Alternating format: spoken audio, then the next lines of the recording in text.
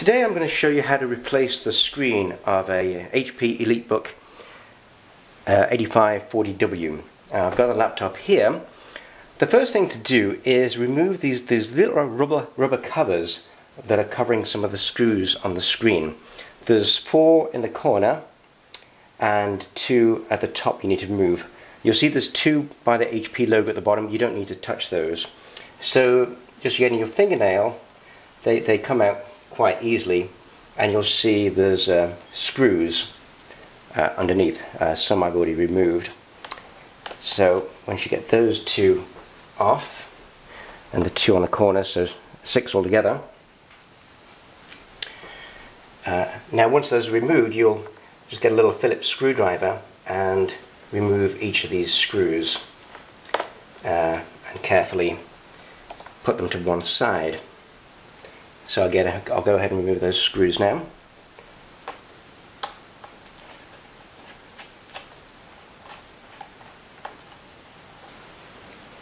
Okay, now we've got the screws removed, we need to carefully remove the plastic border around the screen. So you'll need to get your fingernails and very gently, because you don't want to break the plastic, is kind of push it, and you'll see it'll pop out. There's tabs every inch or so that sometimes you have to push in, and you'll see it slowly coming out, and you basically keep doing this around each side of the screen until it all comes out. Okay, I finally got the last remaining tabs out, and now you can this will just carefully snap off. Again, you want to be careful not to pull the plastic too much. Just lay that to one side. Now you can see the screen in all its glory. And now you have to detach it from the back. And there's 2 remaining screws on either side.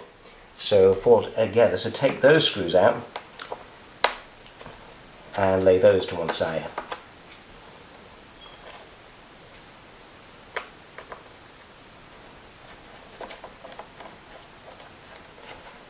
As you do that, you'll feel the back of the screen cover fall away.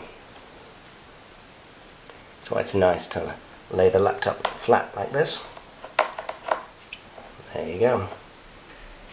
Okay, now the screen is clear.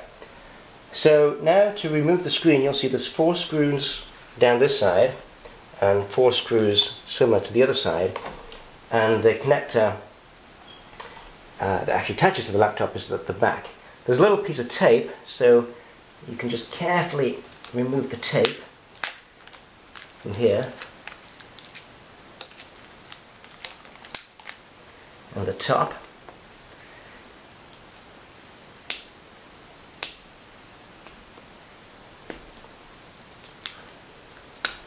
A little bit tight.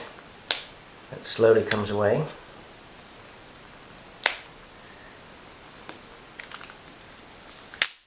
Okay, it pulls down.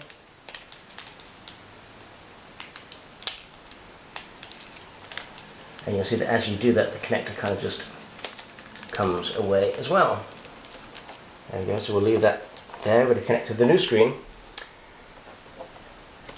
And now the screen is free to go as soon as we remove these screws from the side. I'll just do that now.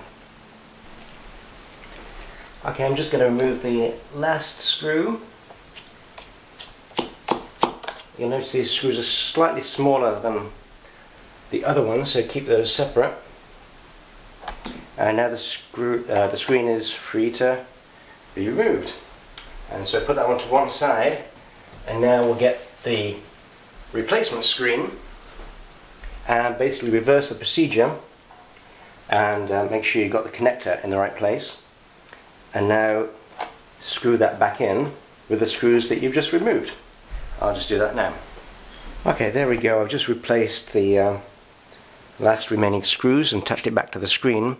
As you're putting the screen back on and tightening the screws, you probably want to just remove this yellow tab with this tape, and then remove it outside to apply the protection back to the screen, just to give it some extra protection as you're putting it all back together again. So now the screen is back in place, we just need to reattach the connector to the back. So very carefully you just do the reverse of what you did before, where you plug the connector back into place and then put the tape back. I'll just do that now. Okay, once you've got the connector taped back into place, you can go ahead and close the screen. I'm going to go ahead and remove the cover now, get the yellow tape off the back and just pull that away. Now I can close it, and you basically do the reverse of what you did before. Put the 2 screws back in each side here, then you can replace the cover, snap that back into place, and finally put the 6 screws and the rubber covers back on, and then you're done.